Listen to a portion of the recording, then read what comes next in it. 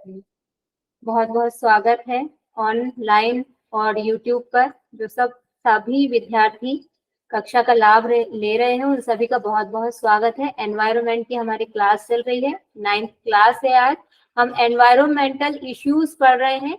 उसमें हमारा almost complete हो गया है एयर पोल्यूशन, और हम पहुंच रहे हैं वाटर पोल्यूशन की तरफ। तो आइए स्टार्ट करते हैं।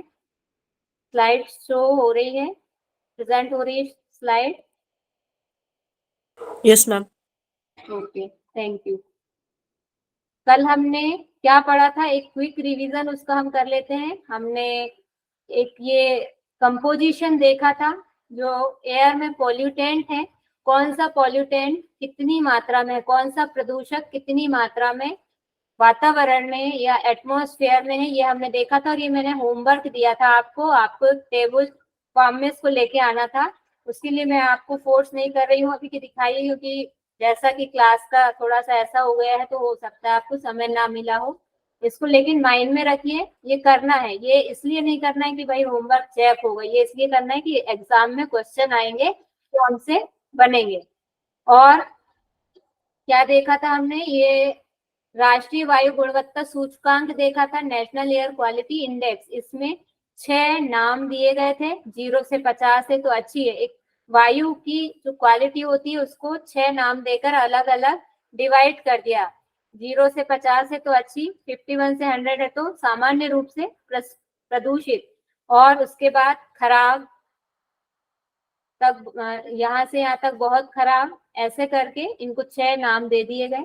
फिर हमने PM10, PM2.5, nitrogen dioxide, ozone, ammonia, sulphur dioxide, carbon monoxide और लेड के रूप में 8 प्रदूषणकारी तत्वों पर देखा कि ये इस इंडेक्स में शामिल किया गया है, जिनके आधार पर प्रदूषण को देखा जाएगा।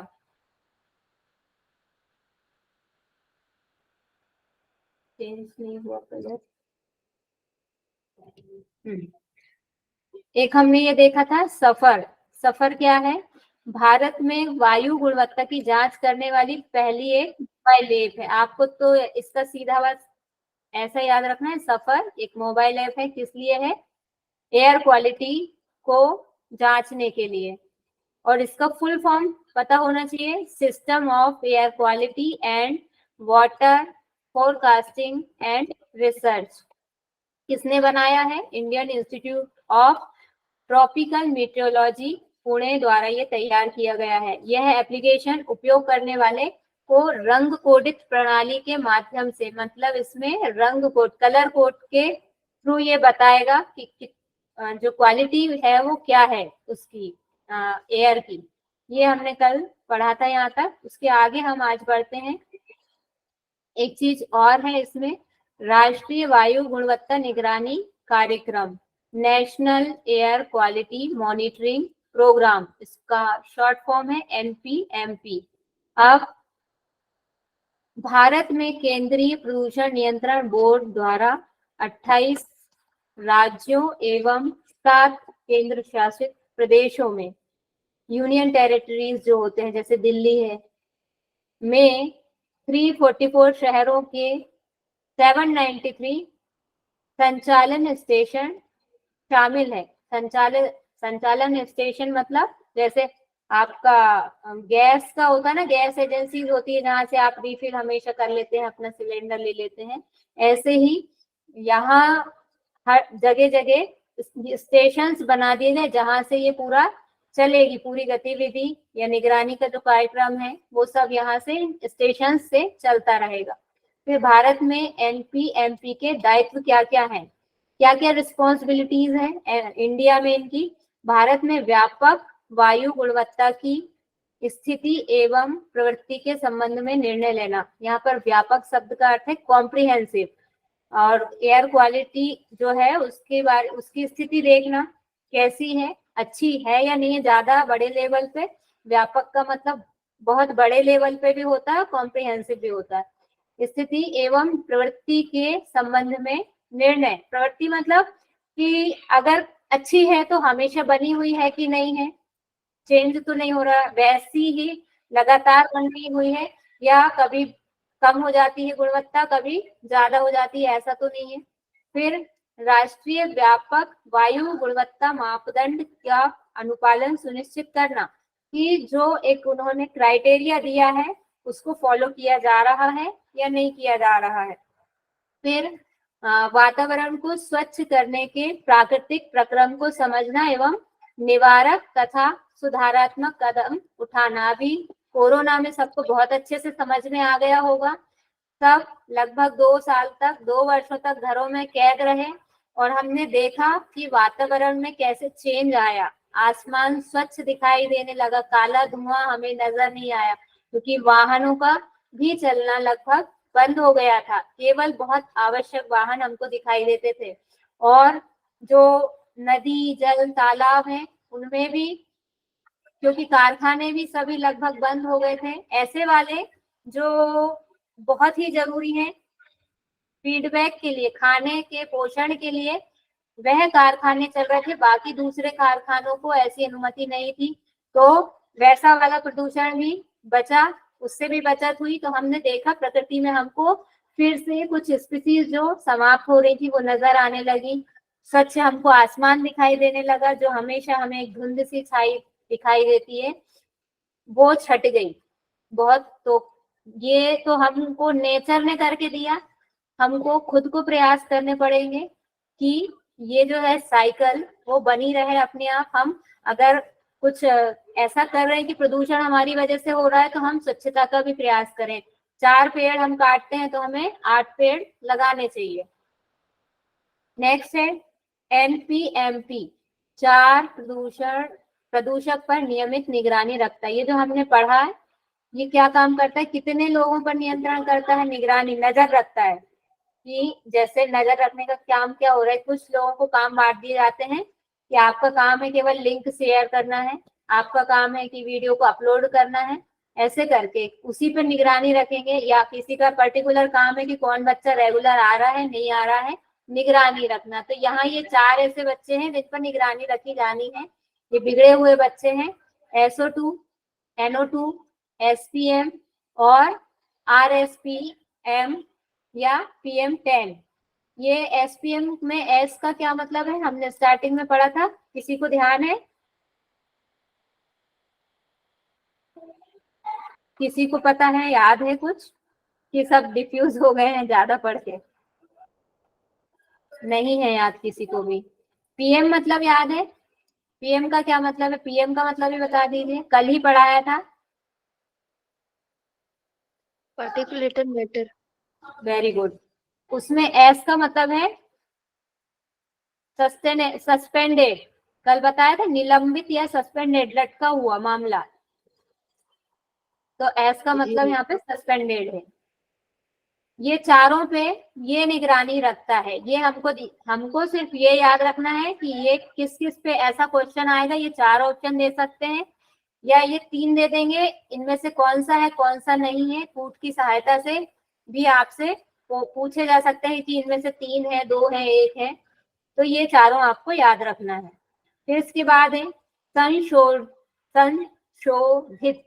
राष्ट्रीय व्यापक वायु गुणवत्ता मापदंड, नवंबर 2009 में सम्मिलित 12 प्रदूषक हैं। मतलब पहले जो चल रहा था उसके बाद उसमें कुछ सुधार किए गए, लगा कि नहीं इसमें और चीजें इंक्लूड होनी चाहिए, ये अभी सिर्फ 4 चीजें पर्याप्त नहीं है जिनकी निगरानी हो रही है, तो यहाँ पे और चीजें इंक्लूड कर ली।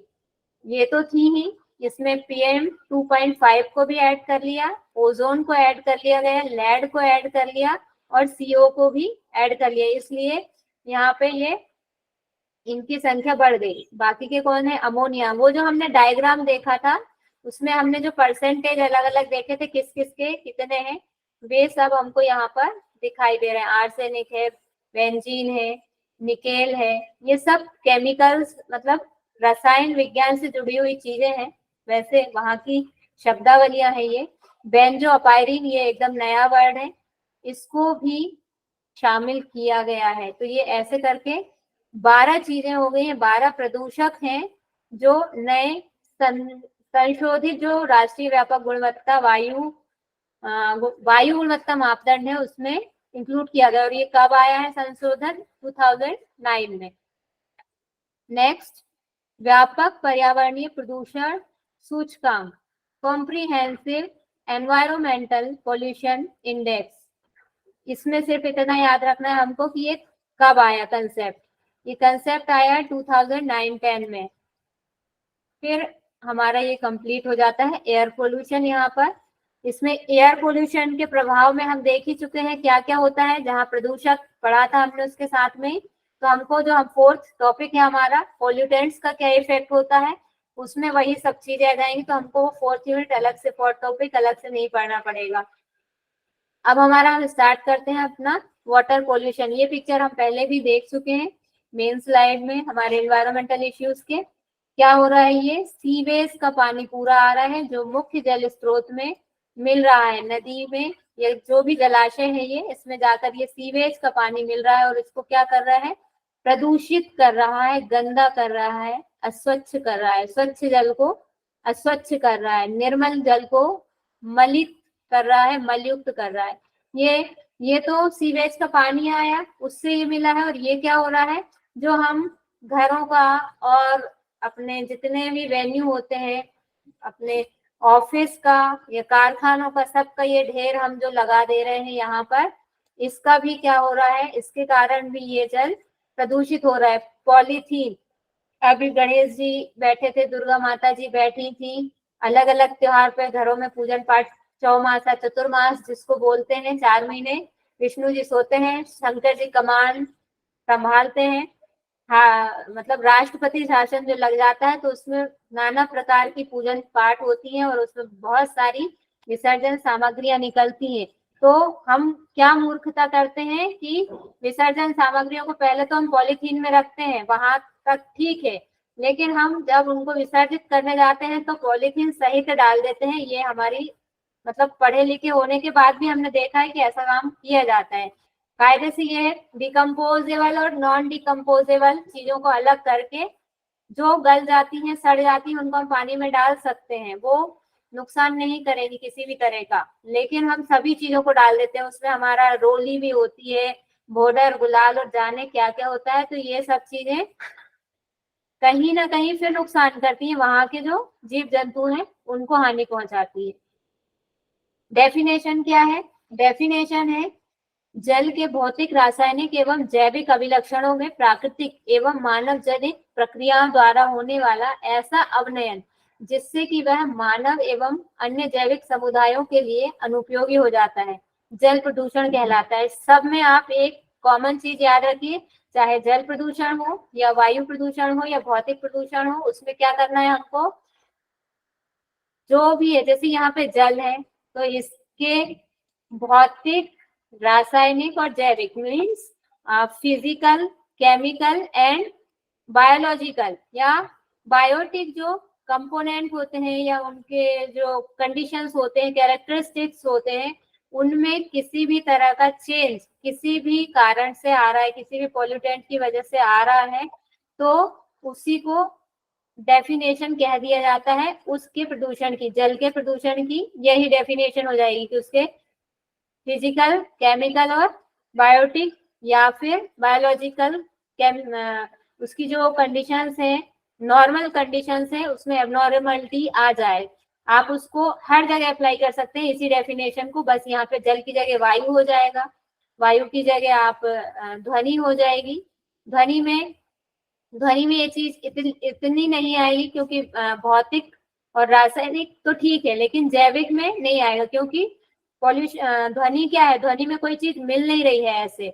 ध्वनि का इफेक्ट जीव जंतुओं पे पड़ता है, लेकिन जीव जंतुओं को कोई इफेक्ट ध्वनि पे ऐसे नहीं पड़ता है, ठीक है, तो उसमें ऐसा चेंज नहीं आता है। नेक्स्ट, जल प्रदूषण के मेन सोर्सेस क्या है, उत्पत्ति के आधार पर हम इनको मेनली 2 पार्ट्स में डिवाइड करते हैं। एक होता है पॉइंट्स सोर्स पॉल्यूशन, बिंदु स्तोत्र प्रदूषण। हिंदी का बहुत कठिन है, जटिल रहे, याद करने में चीजें, मतलब पढ़ने में कठिनाई होती है, इसलिए इंग्लिश वर्ड्स को ही लेके चलेंगे। इसके अंतर्गत ऐसा प्रदूषण आता है जिसमें प्रदूषक जल के निश्चित स्रोत से आते हैं, जैसे नगर पालिका क्षेत्र का सीवेज स्थल एवं फैक्ट्रियों का बहिस्राव। ये हमने जो पिक्चर में देखा था, ये देख रहे हैं हम, तो ये किस कैटेगरी में आ जाएगा? ये हमारा पॉइंट वाले में आ जाएगा। इसमें हमको दिख रहा है कि एक फिक्स है, यहाँ पूरे शहर का नालियों के थ्रू होकर फाइनली एक बड़े सोर्स में जा रहा है। और दूसरा क्या है? अबिंदु स्रोत प्रदूषण, नॉन सोर्स पॉल्यूशन। इसके अंतर्गत ऐसे प्रदूषण को सम्मिलित किया जाता है जिसमें प्रदूषकों को बहिस्राव किसी पृथक स्रोत से नहीं होता है। इसमें प्रदूषक एक विस्तृत क्षेत्र से आते हैं, जैसे शहर के वर्षा जल का बहाव, कृषि क्षेत्र का बहाव, धोबी घाट, खुले में शौच, पशुओं के शव इत्यादि। पता है निश्चित नहीं है, इसमें कहीं से भी आ सकता है।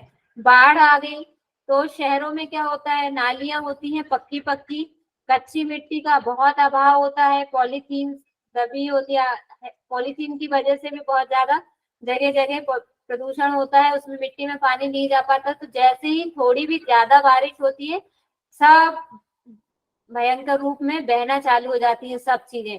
तो ऐसे फिर इकट्ठे बहाव के कारण भी क्या होता है, पूरे जो बड़े बड़े सोर्सेज हैं उनमें सारा जो प्रदूषक है वो पहुंच जाते हैं। या फिर इकट्ठे जहाँ कपड़े धोए जाते हैं वहां का पूरा जितना भी जा रहा है वो पहुंच रहा है। शौचालयों का या पशुओं के द्वारा जो पशुओं के शव बहा दिए जा रहे हैं, इन सब से जो हो रहा है वो दूसरे वाली कैटेगरी में आता है। नेक्स्ट, जल प्रदूषण के इफेक्ट क्या क्या है? ये बहुत इंपॉर्टेंट है, इनको हमको याद रखना है। ये क्या है? डीओ। ऐसे ही क्वेश्चन आएगा, आपको फुल फॉर्म नहीं पूछेंगे, ओनली डीओ और बीडीओ ऐसे चलते हैं ये। तो क्या है DO? Dissolved oxygen. Dissolve oxygen मतलब ये कोई पानी का सोर्स है, मान लीजिए कोई पॉन्ड है, तालाब है ये, इसमें जितना जल भरा हुआ है उसमें ऑक्सीजन कितनी है, ये मान लीजिए ऑक्सीजन है तो ये कितनी है, तो इसी को बोलते हैं डिजोल्व ऑक्सीजन, घुली हुई कितनी है ऑक्सीजन। यह जल में घुलित ऑक्सीजन की वह मात्रा होती है जो जलीय जीवों के श्वसन के लिए आवश्यक होती है। अगर ये नहीं होगी तो ब्रीदिंग कैसे करेंगे जो वाटर में रह रहे हैं, इसलिए इसका होना जरूरी है। फिर जब जल में डीओ की मात्रा, ये इंपॉर्टेंट फैक्ट है, इसको अच्छे से ध्यान रखिएगा, 8.0 मिलीग्राम पर लीटर से कम होती है तो ऐसे जल को क्या बोलते हैं हम? संदूषित, कंटिमेंटेड कहा जाता है। जब यह मात्रा 4 मिलीग्राम पर लीटर से कम हो जाती है तो इसे अत्यधिक प्रदूषित कहा जाता है। मतलब ऐसा है ये कि जैसे अभी कोरोना चला था, तो जस्ट हम किसी के टच में आ गए तो क्या हो गए? सिर्फ संक्रमित हो गए, लेकिन बहुत खतरे की स्थिति तब तक नहीं है कि हमको जैसे ही जल्दी से पता चला कि हम संक्रमित हो गए, हमने फौरन ट्रीटमेंट लेना स्टार्ट कर दिया, सावधानी बरत ली, तो हम उससे बच जाएंगे, कोई प्रॉब्लम नहीं होगी। तो ये पहली वाली कंडीशन में आ जाएगा। कहाँ से? 8.4 मिलीग्राम पर लीटर यदि है तो डीओ की मात्रा। लेकिन अगर इससे कम हो गई तब क्या होगा कि भाई हम कोरोना के उसमें आ गए, संक्रमित तो हो गए, हमने ध्यान नहीं दिया, लापरवाही बरती, हमने सोचा कि नहीं वो तो साधारण सर्दी खांसी, हम तो कहीं गए नहीं, किसी के टच में नहीं आए, पता नहीं ऐसा नहीं है वो तो, और हमने ध्यान नहीं दिया, वो प्रॉब्लम बढ़ती बढ़ती बढ़ती गई। तो क्या हो गया? 70% लंग्स हमारे खराब हो गए, और लंग्स खराब हुए तो हमारा तो समझ लीजिए बचना फिर ईश्वर के हाथ में हो गया, ऐसी कंडीशन आ गई। तो इन दोनों को अंतर के लिए हम संदूषित और इसको ऐसे समझ सकते हैं, फिर अत्यधिक प्रदूषित हो जाएगी वो अगर आधी मात्रा हो गई तो, जितनी है उससे आधी हो गई तो। यानी अभी यहाँ पे लिखा हुआ नहीं है, लेकिन हम लॉजिक लगा सकते हैं कि अच्छी वायु, अच्छी मात्रा में ऑक्सीजन किसको मानेंगे हम? जो 8.0 से ऊपर है। क्लियर है इतना? यहाँ तक समझ में आया सभी को? माइक ओपन करके बता दीजिए कोई भी। कोई है क्लास में या सिर्फ हम अकेले हैं? अरे हिंदी में बात आपकी। हिंदी में। ऐसा तो नहीं है, बस मैडम रामायण जी का पाठ कर रही हैं बस दुर्गा जी के विसर्जन के बाद में। No ma'am no. Okay, thank you so much. अगला हम पढ़ेंगे तो एक हमारा पॉइंट है इम्पोर्टेंट, जैविक ऑक्सीजन मांग, मीन्स बीओडी इसको बोलते हैं, बायोलॉजिकल ऑक्सीजन डिमांड। अभी हमने क्या पढ़ी थी, डीओ पढ़ी थी। डीओ क्या है, सिर्फ डिसॉल्व ऑक्सीजन। डिसॉल्व ऑक्सीजन है, कितनी है, जितनी भी है, लेने वालों को जितनी चाहिए वो ले लेंगे। लेकिन बीडीओ क्या है, यहाँ पर जितने जीव जंतु हैं, ऑक्सीजन को हम बाद में देखेंगे, पहले हम ये देखेंगे जीव जंतु कितने हैं। अब जितने जीव जंतु हैं उनकी जरूरत के हिसाब से उसमें है या नहीं है, वो आपकी बीओडी हो जाएगी। मान लीजिए जीव जंतु ज्यादा है और ऑक्सीजन कम है तो भी दिक्कत है, और बहुत ज्यादा है कोई चीज तो भी दिक्कत है। तो बैलेंस होना चाहिए, जैसा कि अभी सर बोल रहे थे कि बैलेंस होना चाहिए, वाकई में बैलेंस हर चीज में होना चाहिए, नहीं तो स्थिति अच्छी नहीं रहती है। फिर इसको हम देख लें थोड़ा सा, ऑक्सीजन की वह मात्रा जो जल में कार्बनिक पदार्थों के जैव रासायनिक अपघटन के लिए आवश्यक होती है। अब इनको देखो, हम समझने की दृष्टि से कैसे सरल शब्दों में हमने यहाँ पे समझ लिया इसको। ये हमने कहा कि जितने जीव हैं उनकी जो जरूरत है उसके अकॉर्डिंग है या नहीं है, वो आसानी से समझ में आ गए। लेकिन जब लिखते हैं उसी चीज को तो कितनी जटिल भाषा हो जाती है। यहाँ पे कहने का क्या मतलब है, इसके लिए थोड़ा सा फिर हमको फोटोसिंथेसिस पे जाना पड़ेगा। सन क्या करता है, सनरेज आती है पृथ्वी पर, पेड़ पौधे क्या करते हैं, भोजन बनाते हैं, पेड़ पौधों में भोजन बना, उस भोजन को खाया, एक से दूसरे जीव ने खाया। अब खा तो लिया, जो भी खाया वो हमारे अंदर, हम अपनी बात करते हैं, मनुष्य की बात करते हैं, पशुओं के बारे में हम ज्यादा नहीं बात करेंगे। हमने खाया तो हम जो भी खाते हैं फाइनली वो जाकर साइंस वाले बच्चों को पता होगा कि ग्लूकोज में चेंज हो जाता है। जो भी हम खाते हैं कार्बोहाइड्रेट फॉर्म में, वो जाके कहाँ चेंज हो जाता है, ग्लूकोज में, और ग्लूकोज से फिर चेंज होता है एनर्जी में। वो जो आपने सुना होगा कैलोरी, इतने कैलोरी बर्न करना है, इतने कैलोरी बर्न करना है, तो वो ग्लूकोज ही चेंज होता है। ग्लूकोज का फॉर्मूला क्या है, CH2OH। क्या है ग्लूकोज का फॉर्मूला C12O6। जी, C6H12O6। वेरी गुड, C6H12O6, ये हमारा ग्लूकोज का फॉर्मूला है। मतलब इसमें हमारे कितनी चीजें हैं, 6 कार्बन के परमाणु हैं, ऑक्सीजन के भी 6 परमाणु हैं, 12 जो है हाइड्रोजन के परमाणु हैं। तो अब ये तो हमारे अंदर खाना है, ये ग्लूकोज के रूप में स्टोर हो गया। अब हमको काम करने के लिए ताकत चाहिए, तो क्या करना पड़ेगा, इसको जलाना पड़ेगा ग्लूकोज को। तो ग्लूकोज को जलाने के लिए वो जो हम श्वास लेते हैं, जो भी हम खाते हैं वो ग्लूकोज में बदलता है, ऐसे है उससे जो श्वास लिए उस ऑक्सीजन से, ये ग्लूकोज को जलाने की बात नहीं है, सॉरी, जो हमने खाना खाया उसको पचाने के लिए, डाइजेस्ट करने के लिए, जलाने के लिए हमने जो श्वास ली थी उसमें जो ऑक्सीजन हमको मिला था वो इसके साथ जुड़कर इसको जलाने का काम करती है, फिर हमको एनर्जी मिलती है।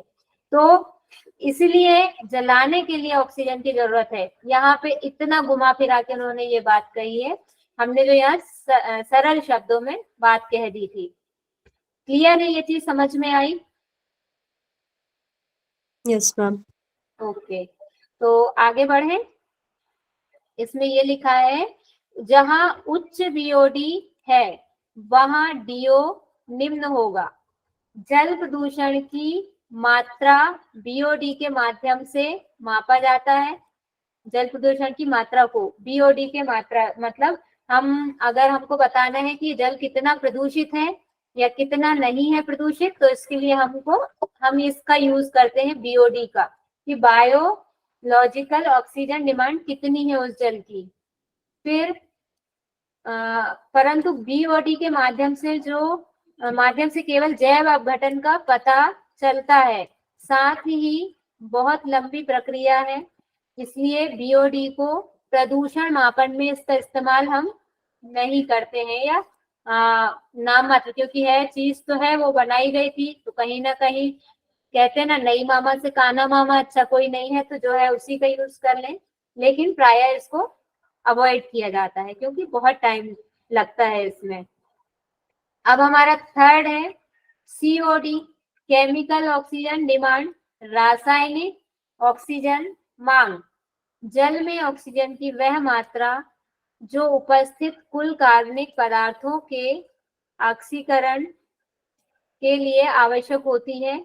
यह जल प्रदूषण के मापने के लिए एक उपयोगी विकल्प है। मतलब ये एक अच्छा विकल्प है, इस पर हम ज्यादा से ज्यादा विचार कर सकते हैं। कुल कार्बनिक पदार्थों के ऑक्सीकरण के लिए आवश्यक होती है, मतलब कार्बनिक पदार्थ कौन से हो जाते हैं जिसमें कार्बन की मात्रा होती है। जैसे हम कार्बनिक पदार्थ कौन सा मान सकते हैं, घर में हमारा चूना होता है, खाने का सोडा होता है, नहीं, कैल्शियम कार्बोनेट चूने का फॉर्मूला है, क्या होता है, CaCO3 या 2, CaCO2। ये क्या है, चूने का फॉर्मूला है जो पुताई में काम आता है। तो इसमें क्या होता है, कैल्शियम है और कार्बन है और ऑक्सीजन है, तो कैल्शियम कार्बोनेट। तो इसमें क्या बोल रहे हैं, कार्बनिक पदार्थों के ऑक्सीकरण के लिए, इनको जलाने के लिए जितनी ऑक्सीजन की मात्रा की जरूरत होती है, उससे पता चलता है कि ये प्रदूषित, मतलब जल कितना प्रदूषित है। ये इस प्रकार से इसको यूज कर सकते हैं हम, एक वैकल्पिक स्रोत है ये। लेकिन अगर आता है कि किसका, यहाँ पे दोनों चीजें हैं, प्रदूषण की मात्रा को वीडियो के माध्यम से मापा जाता है, इस लाइन को भी ध्यान में रखना है, मापा जाता है। इसमें इसे क्यों अवॉइड किया जाता है, क्योंकि ये टाइम बहुत लेता है, बहुत टाइम टेकिंग है, और केवल जैव अपघटन का इससे पता चलता है। केवल बायोटिक जो डिकम्पोजन है उसका पता चलता है। Next, MPN, most probable number, सर्वाधिक संभाव्य संख्या। अब ये क्या है, जिस जल में जलमल जैसे जैविक अपशिष्टों का प्रदूषण होता है, उसमें ई कोलाई जैसे जीवाणुओं की संख्या अधिक पाई जाती है, और परीक्षण की सहायता से ई कोलाई आदि जीवों को पहचाना एवं मापा जा सकता है। प्रदूषित जल में उच्च MPN पाया जाता है। अब आपको एक काम ये करना है, यहाँ पे आपको ये जो दिख रहा है, किसी को अभी पता हो तो अभी बता सकते हैं, ई कोलाई क्या होता है, सुना है ई कोलाई के बारे में, किसी ने नहीं सुना? ई कोलाई एक जीवाणु है, यहाँ पे लिखा हुआ है, चलिए आज पढ़ के आएंगे ई कोलाई क्या होता है, मानव के जीवन में इसकी क्या भूमिका है। ठीक है, ये होमवर्क है आपका आज, अगर समय मिलता है तो करेंगे इसको। चलिए, ये हमारा हो गया। थोड़ा सा हम कुछ चीजें ऐसे ही ओरली समझेंगे। क्या जलीय पारिस्थितिक तंत्र पर जो जल प्रदूषण है उसका क्या प्रभाव पड़ता है, इसके बारे में थोड़ा सा हम डिस्कस कर लेते हैं जनरली ऐसे ही। यहाँ तक क्लियर है? किसी को कोई प्रॉब्लम है तो बताइए, कोई चीज समझ में नहीं आई है? क्लियर है इतना? और साथ में ये भी बताएंगे कि अभी थोड़ी देर और बैठ सकते हैं या फिर हम ओवर भी कर सकते हैं क्लास।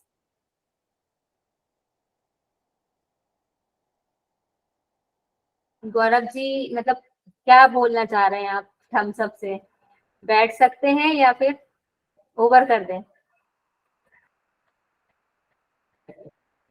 आवाज नहीं आई आपकी गौरव जी।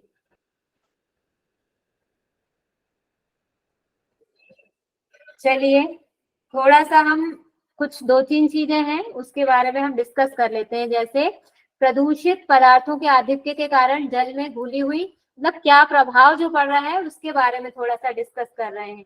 मान लीजिए जल की मात्रा में हमने पहले भी पढ़ा, मतलब डिस्कशन किया है इसके बारे में, कि जो पानी है, स्वच्छ जल है, उसमें कुछ जीव जंतु रहते ही हैं, उसमें हम दूसरे प्रदूषित पदार्थ मिल जाएंगे तो क्या होगा, कि जल में ऑक्सीजन की मात्रा कम होगी। इसको कैसे समझेंगे हम? इसको हम ऐसे समझेंगे, इसको समझने के लिए एक थोड़ा सा हम चित्रकारी करते हैं। यहाँ पे हमारे सबके माइंड की एक कैपेसिटी होती है, लिमिटेड, सबको मिला हुआ है। ऐसे ही हर चीज की, मान लीजिए कोई बर्तन है, हम यहाँ पे घड़े का एग्जांपल लेते हैं। ये घड़ा है, इसमें मान लीजिए क्या भरा हुआ है? अमृत। वो जो कलश है, मोहिनी अवतार में लेके भगवान दौड़ते रहते हैं राक्षस और किसके बीच में? देवताओं के बीच में उसको बांटते हैं। तो क्या होता है कि दो लोग आके गलत जगह पे बैठ जाते हैं और वो गलत तरह से बांट लेते। छोड़िए वो तो स्टोरी। यहाँ हमको क्या देखना है? ये फुल भरा हुआ है, काहे से? अमृत से भरा है। अब इसमें हमने क्या किया? ऊपर से विष मिलाना चालू कर दिया। अब ये पूरा भरा हुआ है, ये थोड़ी सी इसमें आधा इंच मान लीजिए जगह खाली भी थी और हम इसमें ऊपर से डाल रहे हैं विष। तो क्या होगा? जब ये पूरा भरा है ऑलरेडी तो क्या होगा? क्या अमृत पूरा भरा रहेगा या कुछ अमृत, क्योंकि भरा हुआ है तो छलक छलक के यहाँ से अमृत बाहर चला जाएगा, विष मिलता चला जाएगा। इसमें क्या होगा बताइए? क्या कंडीशन बनेगी? आप ही से पूछ रही हूँ, आप ही बताइए, बताइए, कोई भी बताइए माइक ऑन करके। विष मिलता हुआ चला जाएगा मैम। यदि डालेंगे तो उसका उतना वो तो अधिक है, जब डालेंगे तो कुछ ना कुछ तो उसमें इंक्लूड होगा ही। होगा ना? तो सेम कंडीशन ये है कि ये जल भरा हुआ है। अब इस जल में प्रदूषक आते जा रहे हैं, आते जा रहे हैं किसी न किसी रूप में। मान लीजिए अगर SO2 के रूप में ही आ रहे हैं, तो SO2 के रूप में आ रहे हैं, तो यहाँ जो नेचुरल ऑक्सीजन घुली हुई थी, उनने उसके साथ में क्या कर लिया? इस O2 ने इसके साथ मिलके क्या बना लिया? O3 बना लिया। अब O3 हमने कल पढ़ा था कि अगर O3 समताप मंडल में है, स्ट्रेटोस्फीयर में है, तो हमारी मित्र है। लेकिन अगर वो हमारे आसपास है, क्षोभ मंडल में है या ट्रोपोस्फीयर में है, तो वो हमारी शत्रु है। आंखों में जलन होगी और स्किन में जलन होगी, जो हमारा नाक और आंख और गला, इनमें जलन वाला काम करेगी। तो ये एक प्रभाव है जल प्रदूषण का, है ना? और क्या कर रहे हैं ये? क्या कर रही है ये? डीओ की मात्रा इससे घट रही है, डीओ की मात्रा को घटा रही है। एनेलीड तथा कुछ कीट ही कम डीओ में जीवित रह पाते हैं। एक जीव है एनेलीड, एनेलीडा भी बोलते हैं उसको, एनेलीड भी बोलते हैं। तो ये केवल जीवित रह पाता है, और कुछ छोटे छोटे कीट ऐसे हैं जो जीवित रह पाते हैं। उसके अलावा जो बहुत छोटे जीव होते हैं, वो जो होती है डिमांड डीओ, डिजॉल्व ऑक्सीजन की कमी में सरवाइव नहीं कर पाते हैं।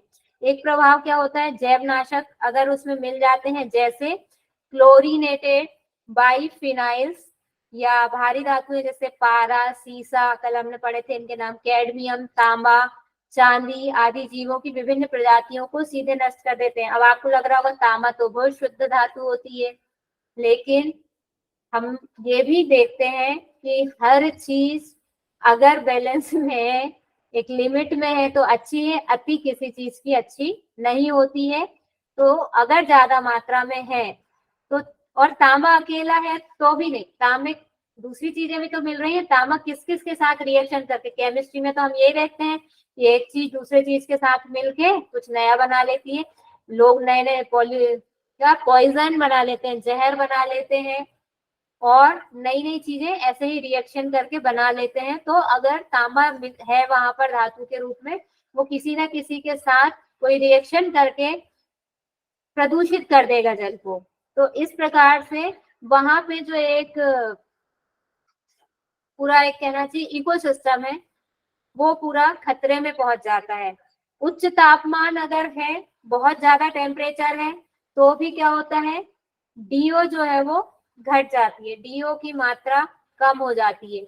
और बहुत ज्यादा नमक वाली कंडीशन है तो भी क्या होगा? डीओ की मात्रा कम हो जाएगी। ये पॉइंट 2-3 आप नोट कर लीजिए, ऐसे ही साथ साथ पेन रखा हो तो। हाई टेम्परेचर पे, बहुत ज्यादा टेम्परेचर है तो डीओ क्या होगा? कम होगा। ऐसे क्वेश्चन आ सकते हैं स्टेटमेंट क्वेश्चन में। बहुत ज्यादा लवणता है नमकीन है या खारापन है तो भी डीओ की मात्रा कम हो जाएगी। और एक और पॉइंट क्या है, अगर दाब अधिक है तो डीओ की मात्रा बढ़ेगी। ये मतलब प्रभाव है उसके, काहे के जल प्रदूषण के ये प्रभाव के अंतर्गत आपको ये चीजें नोट करनी है। ठीक है, ये इतना आज हम रखते हैं।